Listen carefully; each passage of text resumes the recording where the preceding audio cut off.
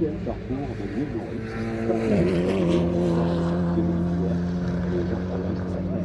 Avec la ligne 4 en tout droit. Gauzière Ardèche, la féminine polonaise, du côté de Rodolphe Valgren, victoire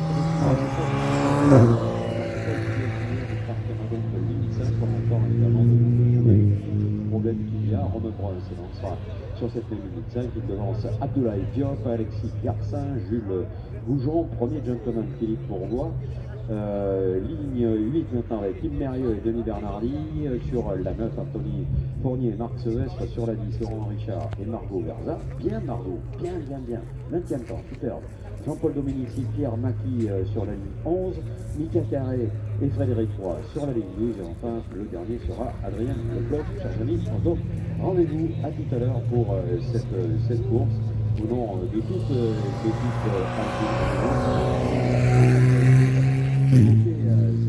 cette course. Voilà, ça promet d'être une fin de matinée remarquable. On va assister maintenant à la course numéro 2 de la Porsche Carrera Cup avant de retrouver la même place avec 4 départ, 11 nationalités et 150 ans. Et la péréquité qui sera servie par la Renault Toyota Series qui fait l'enfant du des plaques chers amis du numéro que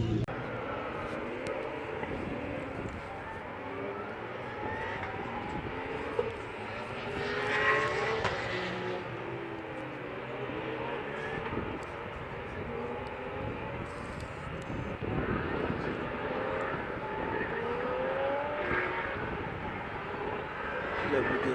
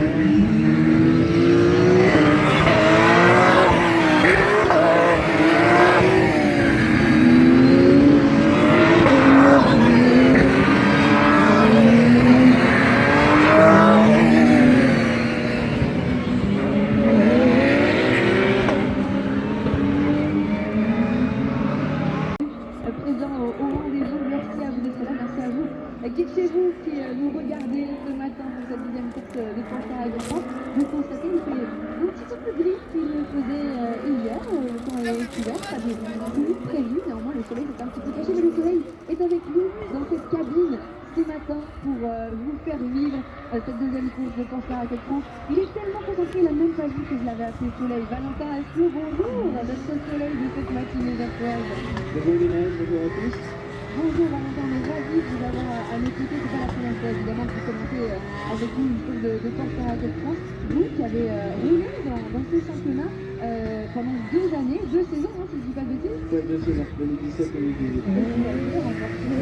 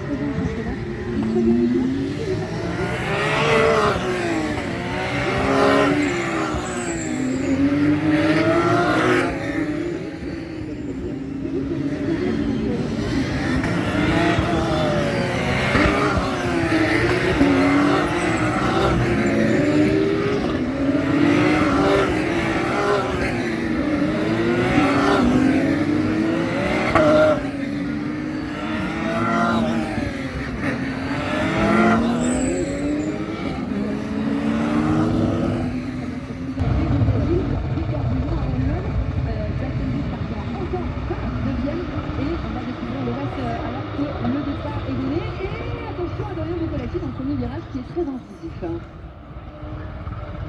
Et c'est pas passé, j'allais dire c'est passé, mais on va garder l'avantage pour l'instant. on est portière contre portière à l'entrée des Copen. Départ tout au sas du peloton. Ouh, attendez.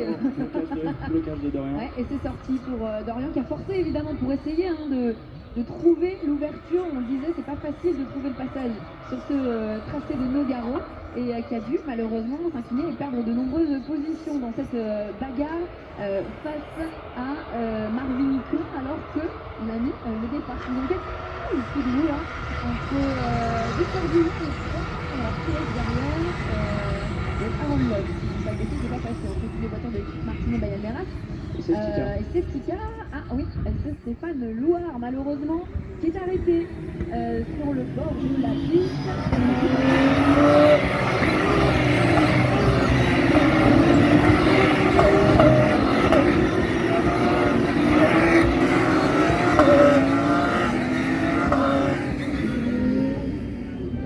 Très belle place pour une première course. Je pense qu'il n'a jamais démarré, ça doit être un problème technique. Un comito qui va coûter cher à Boccolacci en espérant qu'il n'ait pas endommagé ses pneus avec le blocage aussi. Mais, alors il y a quand même peut-être un coup à faire au restart, à la relance, c'est tout.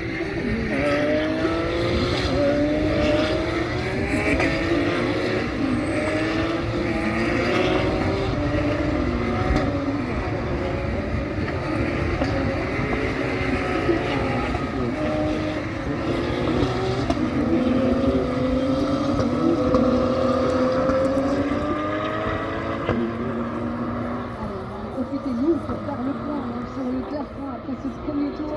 Pendant cette neutralisation, le temps d'évacuer la voiture de Stéphane Louard. C'est Marvin Klein qui a conservé les rênes malgré cette belle bagarre là, dans les premiers virages de Marvin Klein qui a pris le meilleur sur Dorian Boccolacci. Donc Alessandro Giretti qui s'est emparé de la deuxième position devant Evan Spenley. Le départ d'Evan Spenley a été mis sous enquête.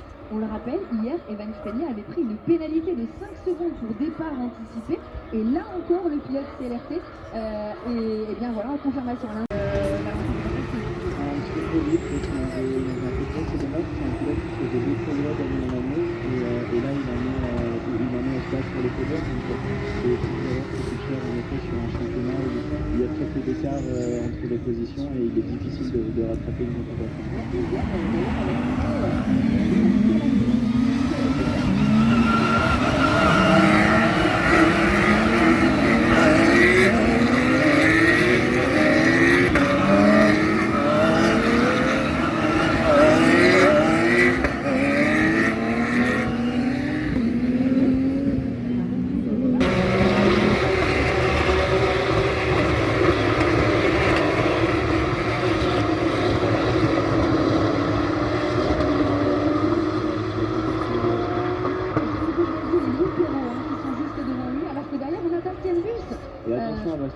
Très bon pilote.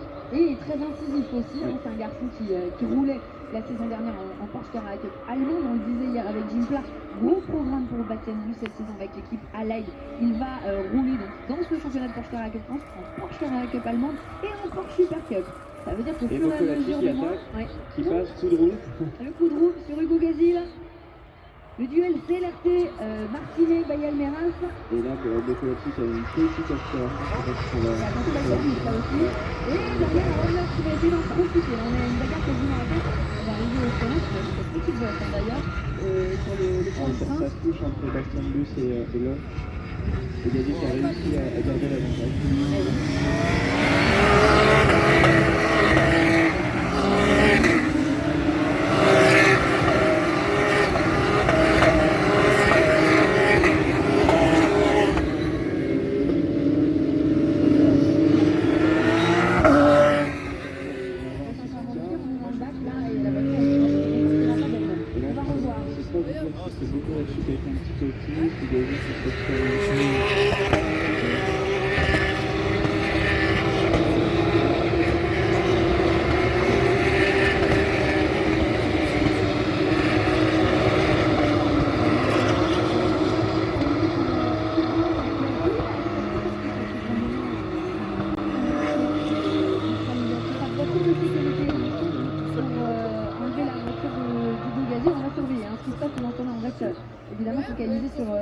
course.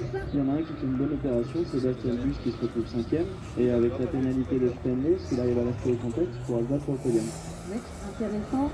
Et puis on regarde, on en profite aussi pour voir ce qui se passe derrière. On est au niveau de la catégorie Pro-Am ici, avec le leader. Il avait fait la pole. Il avait remporté la première course hier. C'est Jérôme Bourri, le vice-champion du millésime 2021.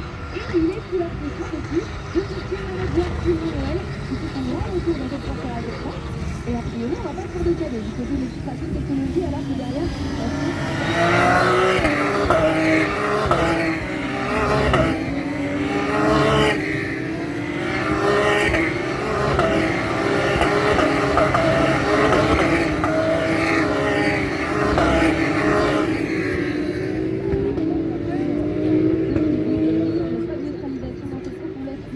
Et du coup, cet incident qui a fait des écarts.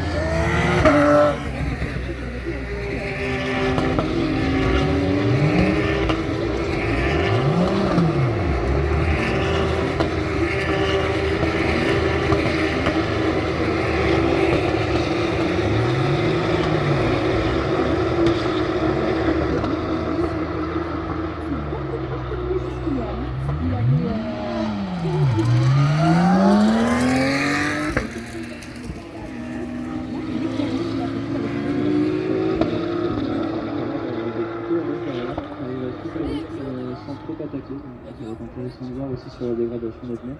et donc derrière, en troisième position, regardez dans son image, on a Evan Spenley. Pour...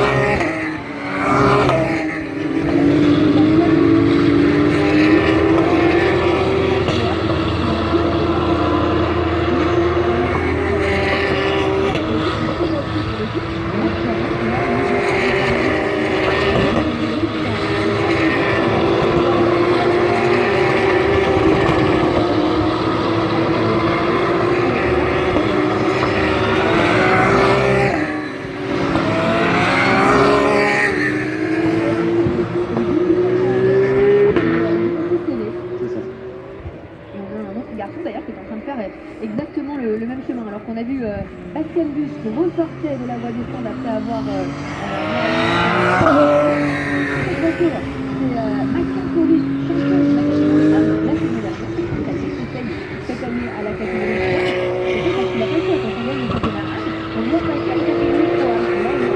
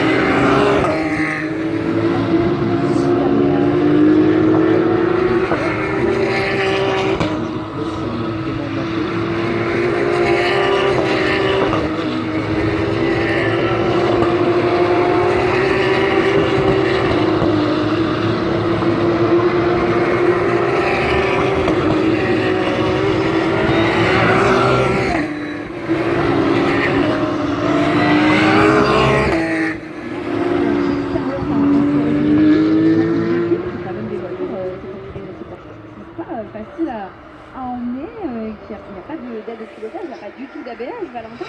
On en parlait avec Stéphane Louard hier qui arrive du multimédia Police de l'Lamborghini.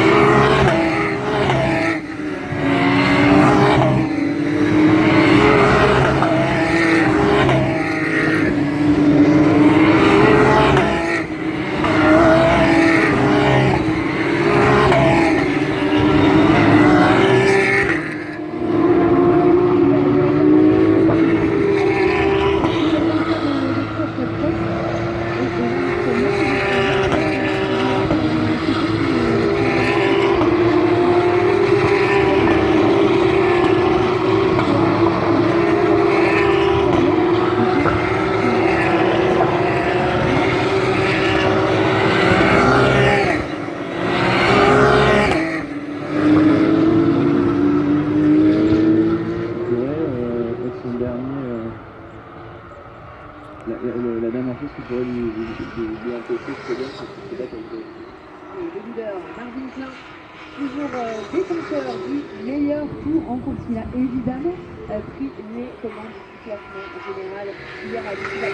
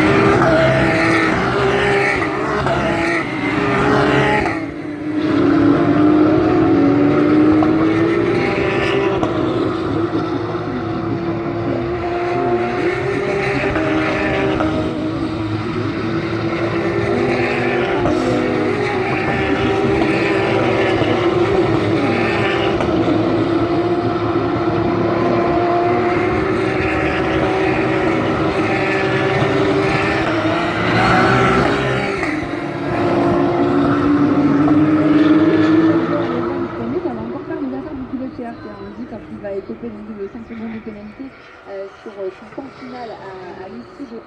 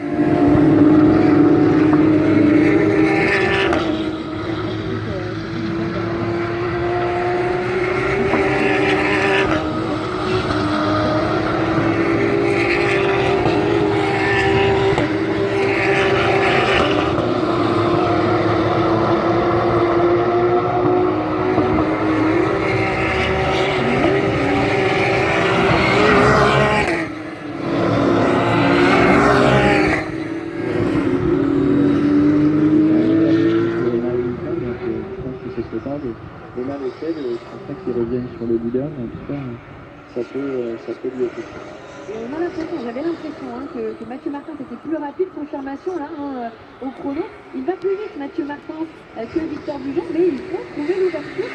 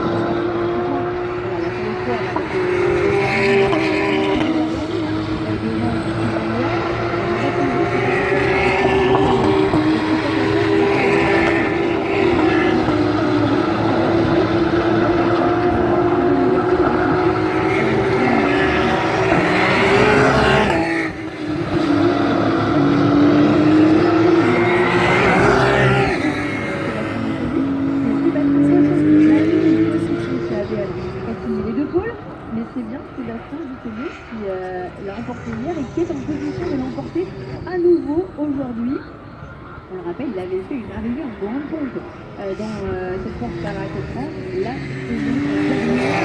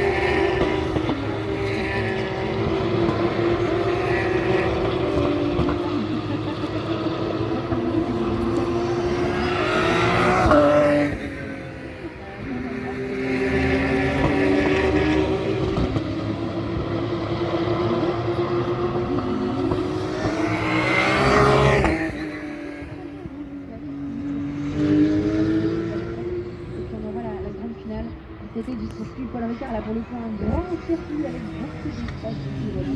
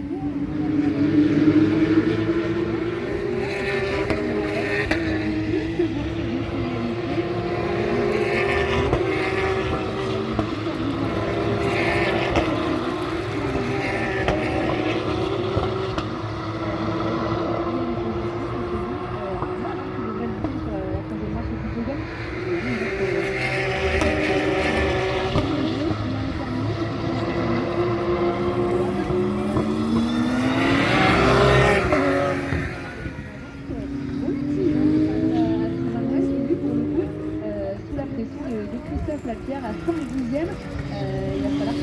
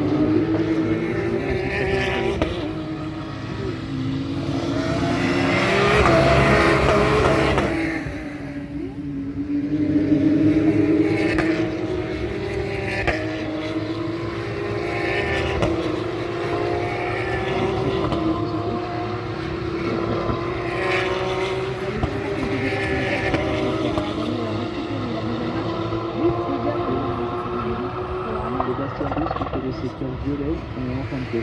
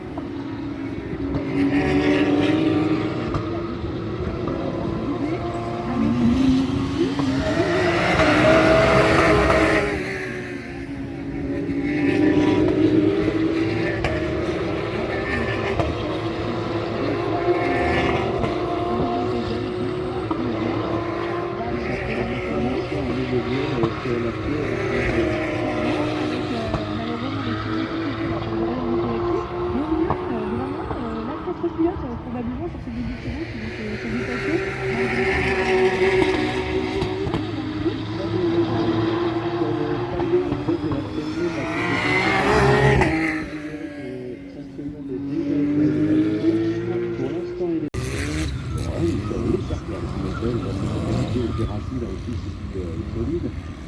Accélérant un petit peu avec Yuto Nomura sur la ligne 5 du côté d'Edgar Pierre, Yuto le deuxième de très bon pilote de car se retrouve sur la ligne 6, toujours titré en 2020 dans le championnat junior. Réveilleur On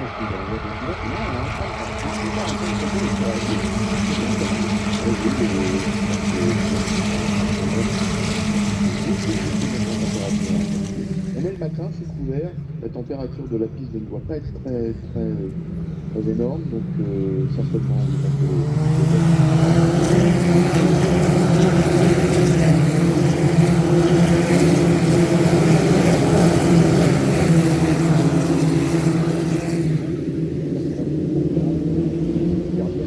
une attaque sur voilà, c'est Cabanellas qui vient de se débarrasser de notre pilote qui est en difficulté, hein, qui a été dépassé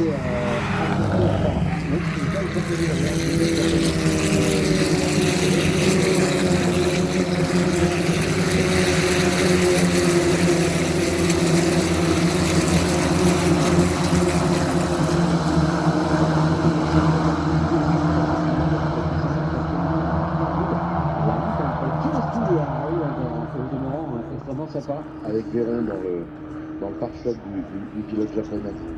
Et attention par l'extérieur. Il essaie de lui faire l'extérieur. Il sera peut-être un petit peu mieux placé pour aborder la ligne droite. Enfin, regardez, cette initiative, elle est sympa, un petit peu risquée tout de même parce que la piste peut s'avérer plus sale. Oh, il a envie d'y aller. Hein. Guillaume Véron est en train de perdre patience. C'est une petite sortie pour la 66. Ça s'est passé visiblement à l'arrière. Cette fameuse ligne droite avec les Japonais qui va se sortir à la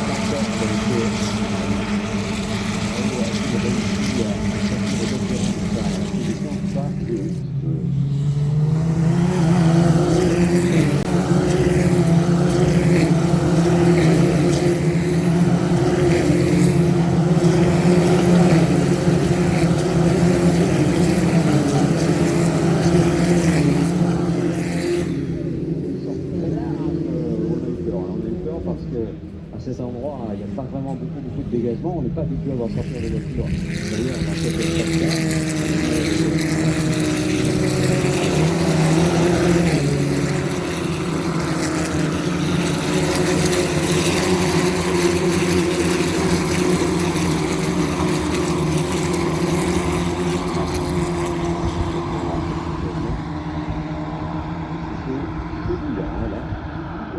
je pense qu'on va avoir une forte magnifique avec Pierre à la lutte également.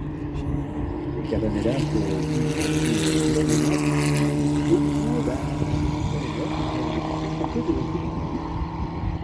contrairement à ce qu'on a pu imaginer, je pense que c'est vraiment lié à la mise en température des pneus qui n'a pas été faite correctement. Enfin, c'est une extrapolation, on entendra la température et celui qui nous à l'arrivée. On verra, c'est peut-être en train de se démarrer, c'est vraiment la base. Et il arrive à se payer Pierre, peut-être à la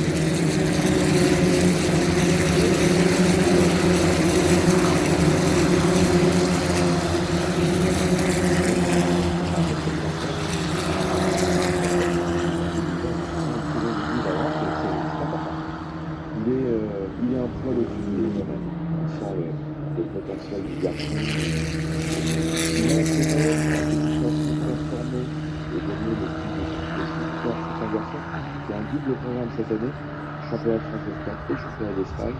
Et il sera obligé apparemment de faire un pas sur les manches de Spa-Francorchamps et de Valencia, les deux championnats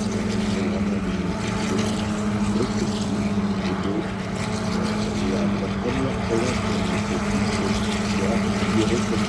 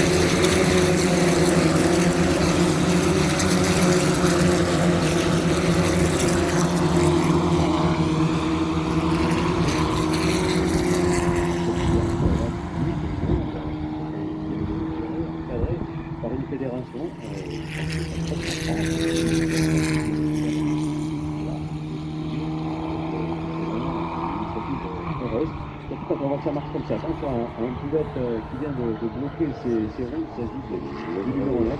Et lui, ça arrive aussi,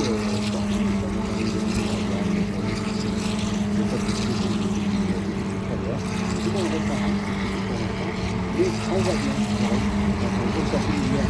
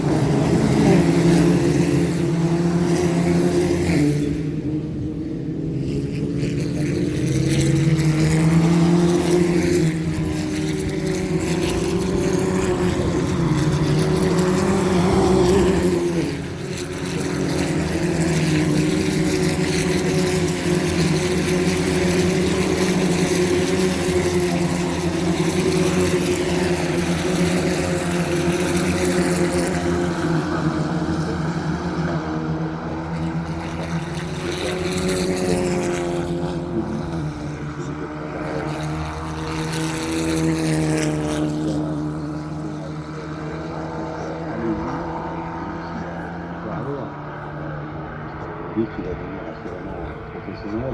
Et puis, regardons ce qui se passe encore une fois. Quelle course remarquable de Pierre. Il a eu raison de l'avoir fini tout à l'heure. Donc, on va rouler dans la zone. Là, c'est exactement pour l'efficacité. Il y a un pilote qui vire un petit peu large dans le de village. C'est vrai que c'est un pilote de l'air qui est là. Tout à l'heure, c'est de l'éducation neuve.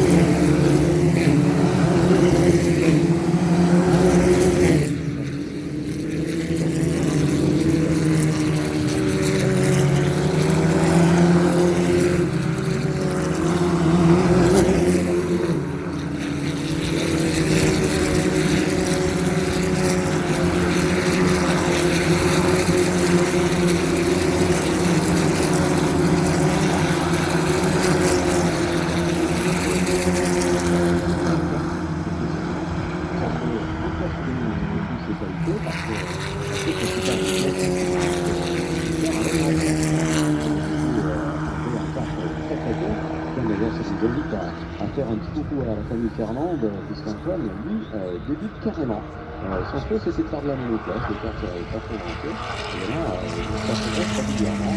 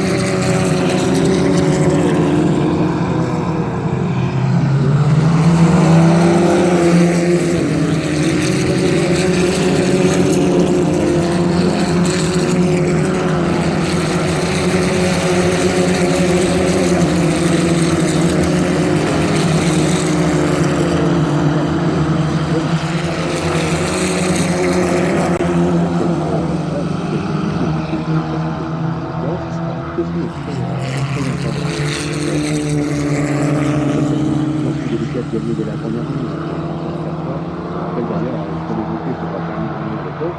Il y avait une année mort et une année qui a gagné à l'exception. À l'époque, d'ailleurs,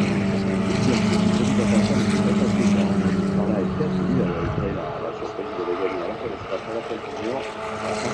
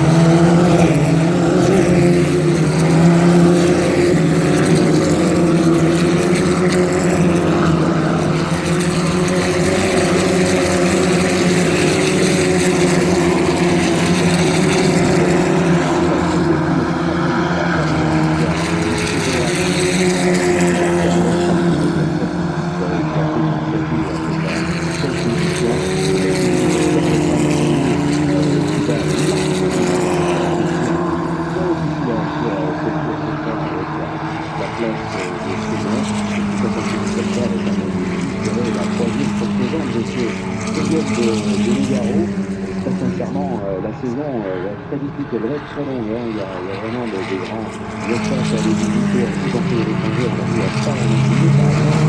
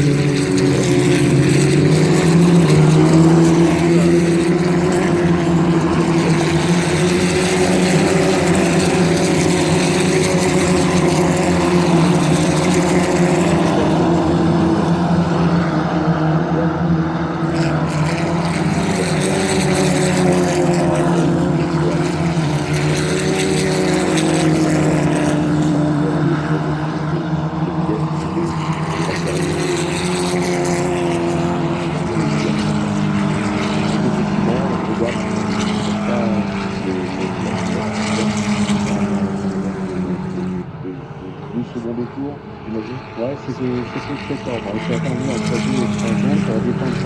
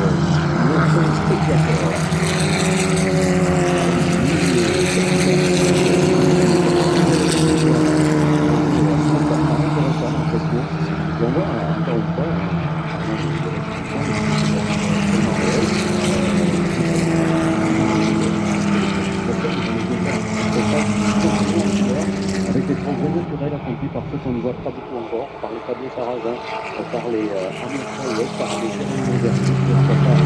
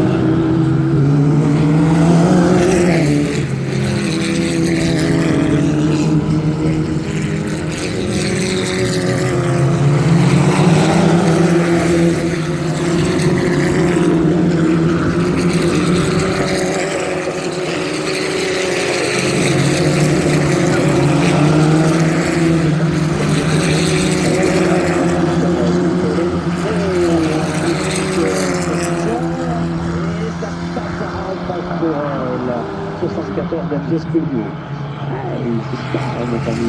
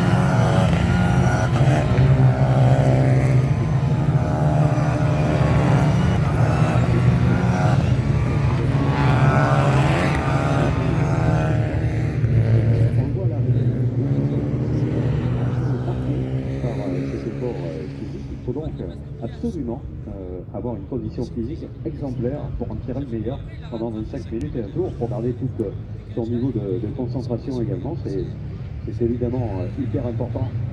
Allez, Nicolas Milan, le premier à revenir sur cette ligne droite de départ. Nicolas Milan, son couleur casserole. Nicolas Milan, bonne position, c'est pas la première, ce sera pas la dernière.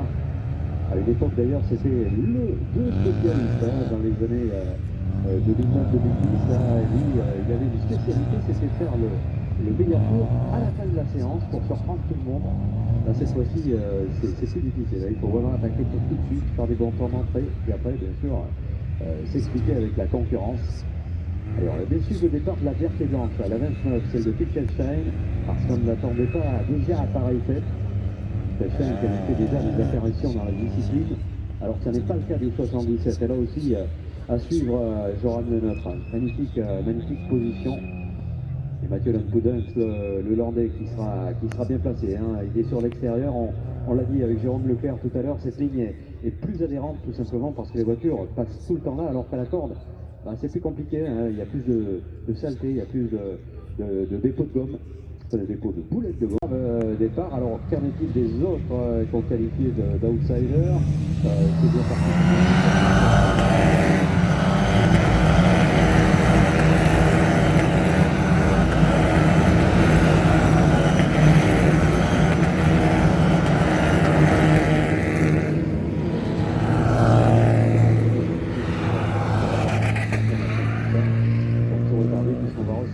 Maintenant de cette double courbe Claude Storez et aborder l'enfilade très rapide des DS du lac. Et les deux voitures en compétition essaient de parler là.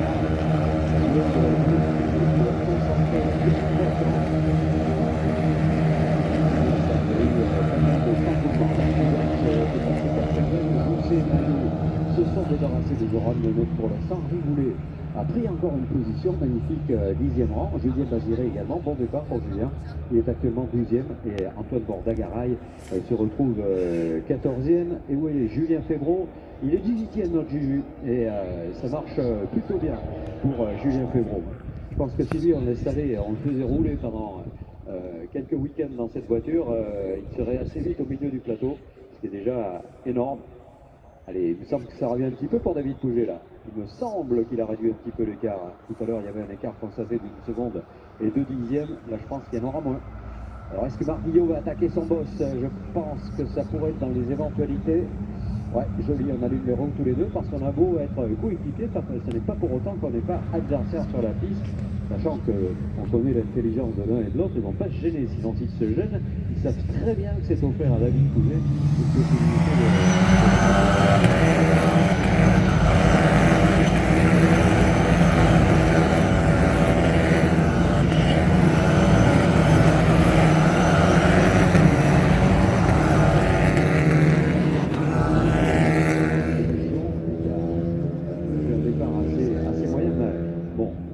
on a dit, et on le redit, parce que je pense que ça ne doit pas être faux, la corde n'est pas un endroit extrêmement favorable sur tous les circuits élémentaires.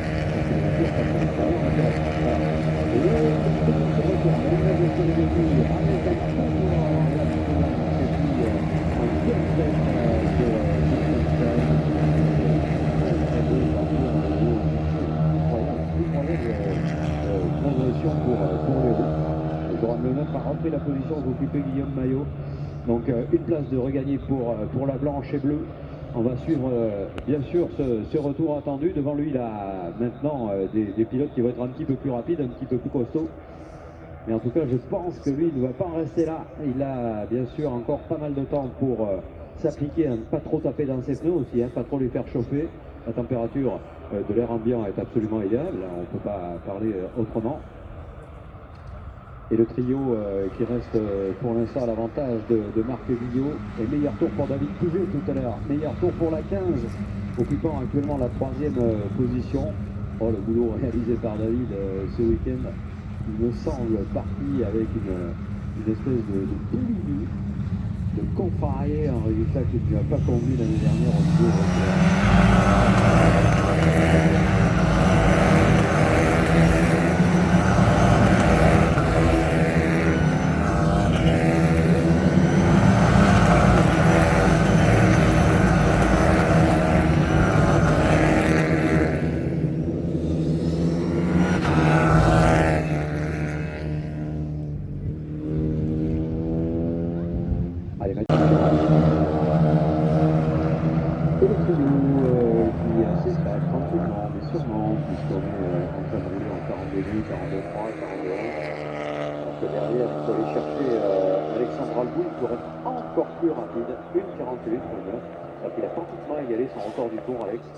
Il est toujours 13e parce que l'écart était légèrement creusé pour aller chercher Julien Baziré. On va examiner s'il y a des possibilités maintenant. Là, il est vraiment dans un groupe rapide. Et voilà, ça y est. Voilà qu'il va être en aspiration. Il va y aller, il va aller chercher Julien Baziré au bout de la ligne droite.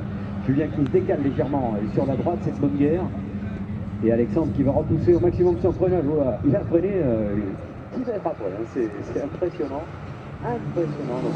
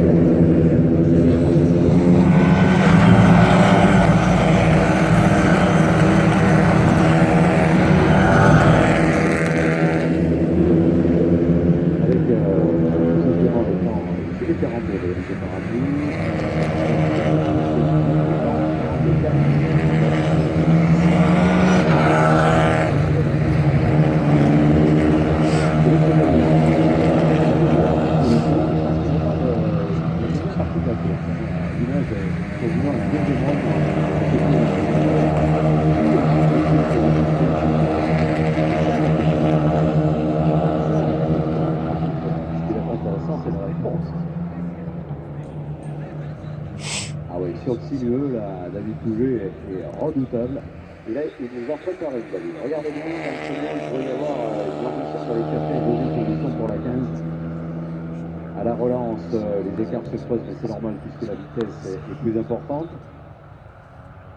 Et il perd un petit peu le phénomène d'Asti, là. Et là, il y en a un petit peu moins. Il y en a encore un petit peu, mais c'est moins flagrant. Par contre, pour Nicolas Milan, vous avez vu quelle vitesse il est revenu dans son truc du leader. Oh, freinage, encore une fois, un petit peu suivant là pour notre ami David Pouget. Et Julien Févron qui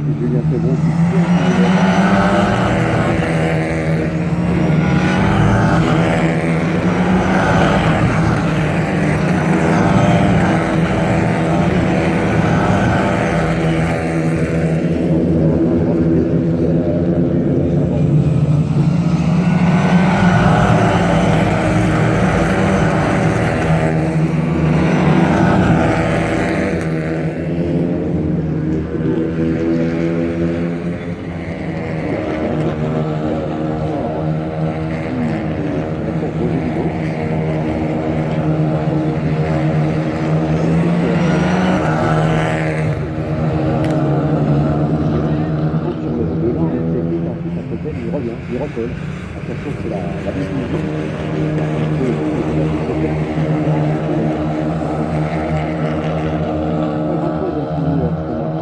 Des espaces aussi infimes pour modifier le comportement d'une voiture. C'est selon aussi la volonté de chaque pilote. Personne ne règle les voitures de la même manière. Mais bon, il y a quand même quelques standards qui sont appliqués par les voitures. Et Marquinhos qui a fait un peu d'air. Marquinhos qui a fait un petit peu d'avance, quelques 3-4 longueurs d'avance. Ça va suffire en tout cas pour rester en tête dans ce tour-là au moins. Par contre, une attaque de Pouget paraît très vraisemblable. Est-ce qu'il va y aller côté droit? Oh, ça a failli. Il en avait bien envie. Et ça n'est pas passé. Il a repris sa position sagement, intelligemment. Alors qu'Alex Albouy est remonté encore et toujours 11e place maintenant.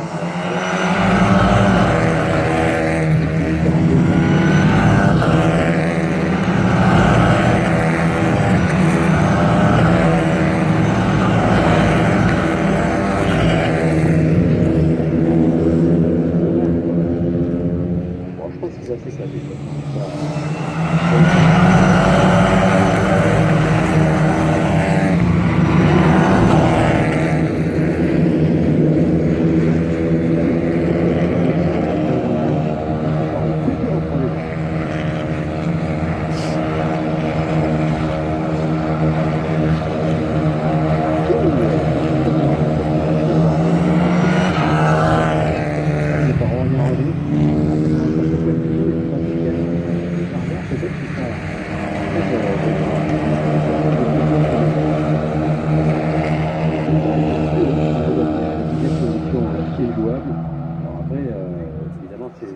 L'écart est un petit peu plus creusé et le temps sera-t-il suffisant pour lui permettre de remonter plus haut? Ouais, il est en train de klaxonner derrière Guillaume Maillot et l'écart s'est restabilisé devant avec une petite erreur peut-être commise tout à l'heure par Nicolas Milan qui avait permis à David de revenir. Oh, et dans la ligne droite, on y va de bon cœur là entre l'explication à laquelle se livre Léo Jousset d'un côté et Aurélien René de l'autre. Et l'attaque d'Ambouy sur Guillaume Maillot, ça passe, magnifique. Scolaire, académique,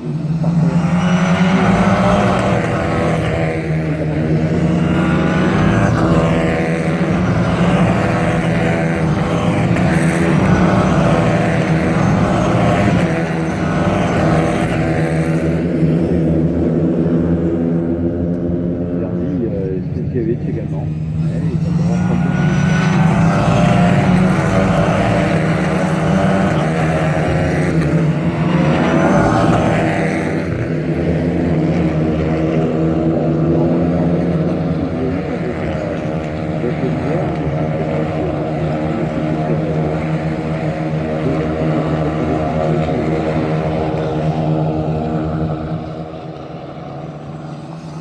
De droite,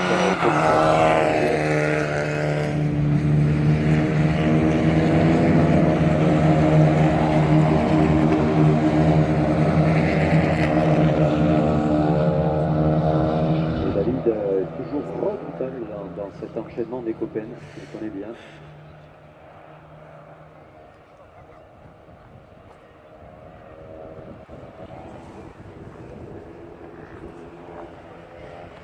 Et Imperial, notre marque nationale, qui domine cette course depuis le début. Il est vraiment dans un élément qui lui convient parfaitement, là, le circuit qui est parfaitement géré, parfaitement maîtrisé, parce que quels que soient les endroits où se trouve cette voiture jaune, eh bien, les écarts restent relativement stables. Et surtout les tours qu'il boucle sont une immense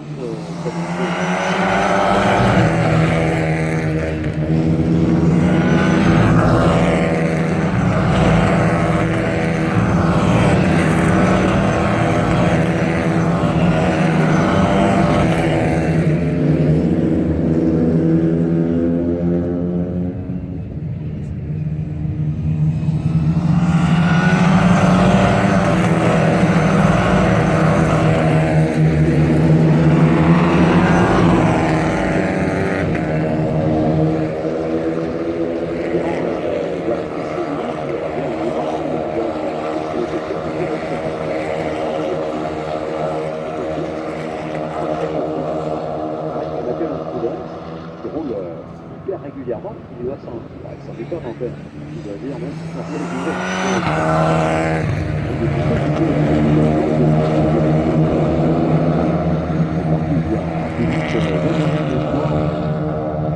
alors qu'Alex Abou est toujours à la 10e position dans une durée d'expérience. Il n'y a vraiment plus rien. Je pense que l'attaque est imminente, si ce n'est déjà produite d'ailleurs. Ouais, c'est fait, il est passé Alexandre. Il est...